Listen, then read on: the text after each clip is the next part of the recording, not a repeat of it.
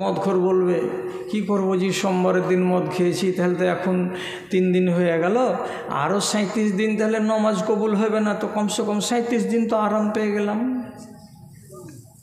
আল্লাহর কসম খেয়ে বলছি কি, নমাজ কবুল না হতে গেলেও এই মদখোর তোমার নমাজ ছাড়া চলবে না, নমাজ চালিয়েই যেতে হবে, চালিয়েই যেতে হবে।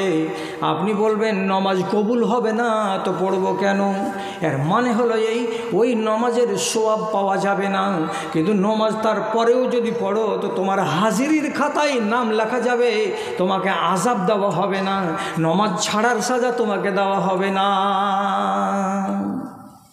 বুঝা গেল? ওয়াজ শেষ। নমাজ পড়নি এতদিন, তো এখন নমাজ পড়বা? বলছি হ্যাঁ পড়বো। তো 20 বছর যে নমাজ পড়িনি তার কি হবে? তো কিছু কিছু লোক ফতোয়া দিয়ে বলবে প্রত্যেক দিন আসরের নামাজ ডাবল করে পড়ো, একবার জামাতে পড়ো আর একবার 4 রাকাত পড়ো। কিসের লেগে? বলছে এরকম করে করে করে করে 1.5 বছর চালাবো। তো তাহলে 1.5 বছর আসরের কী হয়ে গেল? আপ টু ডেট হয়ে গেল। মাগরিবের ডবল পড়বো, এইরকম করে 2 বছর চালাবো, তো যেগুলো নামাজ ছুটে গেছে ওগুলা কারেন্ট হয়ে যাবে। কথা শুনেন, ওয়াজ শেষ করে দিয়েছি।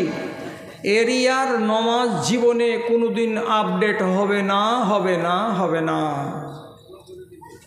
যা ছুটে গেছে ছুটে গেছে, একে আর নতুন করে তুমি দোহরিয়ায় কাজা করবা হবে না। তাহলে কি করে আমি মেকআপ নিব? 20 বছর যে নমাজ পড়িনি। ভালো করে শুনেন, 20 বছর নমাজ পড়েছেন, 30 বছর নমাজ পড়েননি, কিয়ামতের দিন দেখছে কি পাল্লা উপর দিকে চলেছে উঠে, কি হবে এবার? আল্লাহ তাআলা বলছেন ফানজুর এলা তাতাউয়ে আবদি, আমার ফেরেশতারা আমার এই বান্দার নেকিগুলোকে পাল্লাতে চাপিয়েছো, নমাজের নেকি বেশি না কম হয়ে যাচ্ছে, কি করে মেকআপ নেওয়া যাবে? তখন আল্লাহ তাআলা ফেরেশতাদেরকে বলবেন আমার বান্দার নফল যদি নমাজ থাকে তাহলে নফল নমাজগুলোকে এনে হাজির করো, ওগুলো পাল্লাতে চাপাও। ফরজ ছাড়া পড়ে গেছে, এবার নফল চাপাতে শুরু করলো। তাহলে নফল নমাজগুলো আপনার সেই দিন ঘাটতিটা পুষিয়ে দিতে পারে, চান্স আছে, অতএব নফল বাড়ান। নফল কাকে বলে? 12 রাকাত সুন্নাতে মুআক্কাদাকে বাদ দিয়ে যত নামাজ পড়বেন সেগুলো নফল। এর মানে কি বুঝতে পারলাম না। আপনি জোহরের টাইমে চলে গেছেন 12টার সময়, এখন হাতে অনেকখানি টাইম আছে, 2 রাকাত বা 4 রাকাত পড়লেন জোহরের যেটা সুন্নাতে মুআক্কাদা, তারপরে দেখছেন এখনও 5 মিনিট দেরি আছে নমাজ খাড়া হতে, আপনি দাঁড়িয়ে 2 রাকাত আবার পড়ে নিলেন, কিংবা আরও 2 রাকাত পড়ে 4 রাকাত পড়ে নিলেন। জোহরের নামাজ 4 রাকাত পড়ার পরে 2 রাকাত সুন্নাতে মুআক্কাদা আছে, তারপরে মনে মনে বললেন আরও 2 রাকাত পড়ে দিব, আরও 2 রাকাত পড়ে দিলেন। আসরের নামাজে গেলেন, যাওয়ার পরে জামাত খাড়ো হয়নি, তার আগে গেছেন, পারেন তো 2 রাকাত, পারেন তো 4 রাকাত নামাজ পড়ে দেন। মাগরিবের টাইমে গেছেন, যদি দেখা যায় যে মাগরিবের নামাজের পরে 2 রাকাত পড়ে দিয়েছি, তারপরে যদি পারা যায় আর 2 রাকাত কিংবা 4 রাকাত নফল নামাজ পড়ে দেন। এইগুলো প্রত্যেক নামাজের আগে এবং পাছে, আগে এবং পাছে 2 রাকাত 4 রাকাত 2 রাকাত 4 রাকাত করে নফল নামাজকে বাড়িয়ে দেন। আর কোনটা বাড়াতে হবে? মায়েরা ভাইয়েরা খেয়াল করে শুনুন, মেকআপ যদি নিতে হয়, আপনি যে কম রেখে দিয়েছেন নামাজকে সেটার খেসারত যদি দিতে হয়, তাহলে আরও অন্যান্য নফল নামাজ আছে। কি? একটা নামাজের নাম হলো দেশওয়ালি, বাংলাতে বাঁশ নামাজ, আসল ভাষাতে হলো কি চাশতের নামাজ, আর আরবিতে হলো কি সলাতুজ জোহা। কয় রাকাত? 4 রাকাত। কখন পড়তে হয়? যখন সূর্যটার নাস্তা খাওয়ার টাইম হবে, 1 মাস বেলাটা উঠে যাবে।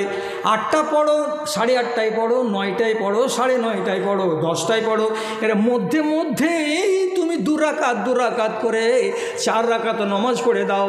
এটা হলো সুন্নাত। এই নফল নামাজটা যদি পড়ে দেয়, নবীজি বলছেন যেই মেয়ে ছেলে এবং যেই বেটা ছেলে চিরদিন চিরদিন এই চাষতের নামাজ পড়ে যাবে, আল্লাহ রাব্বুল আলামিন জান্নাতের ভেতরে ভিড় ভাড় থেকে, হাঙ্গামা থেকে, চেঁচামেচি থেকে, দূর প্রান্তে কি কিনারায় নির্জন জায়গাতে শান্তির পরিবেশে ওই মেয়েটার নামে ওই ছেলেটার নামে একটা বিল্ডিং বানাবেন।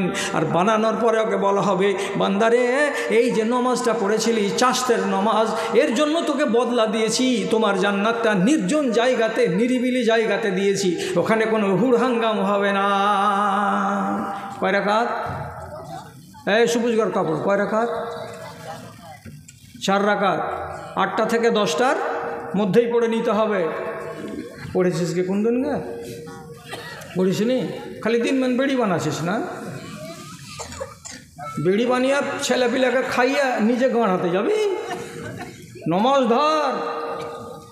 আর একটা নমাজ বলছি, যদি পারো রাত 2টার সময় জাগো, 2:30টার সময় জাগো, 3টার সময় জাগো, ফজরের আজানের আধ ঘন্টা আগে জাগো। আর জাগার পরে এবার তোমাকে কি করতে হবে? অজুর দিকে যাবে, তো অজুটা করে নাও। আর নেওয়ার পরে মুসাল্লাতে আসবে, তো আসার আগে এটা কাজ করো কি? প্রথমে বলো সুবহানাল্লাহ 10 বার, আলহামদুলিল্লাহ 10 বার, সুবহানাল্লাহি ওয়া বিহামদিহি সুবহানাল্লাহিল আযীম 10 বার। তারপরে বলো আল্লাহুম্মা ইন্না আউযু বিকা মিন যিকিদ দুনিয়া ওয়া যিকিল ইয়াউমাল কিয়ামা। কয়বার? তো 10 বার। তো তুমি রাতের বেলায় উঠে 10 বার আস্তাগফিরুল্লাহ আস্তাগফিরুল্লাহ করলে, তো তাহলে পরে আল্লাহ রাব্বুল আলামিন কত তোমার উপরে রাজি হলেন।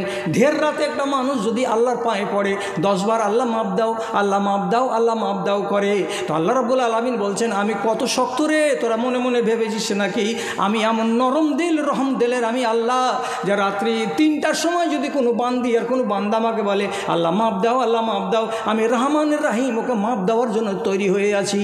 এটি বলে নেওয়ার পরে দাঁড়াও নামাজে 2 রাকাত 2 রাকাত 2 রাকাত 2 রাকাত 2 রাকাত করে 4 বার 2 রাকাত করে 8 রাকাত নামাজ পড়ো।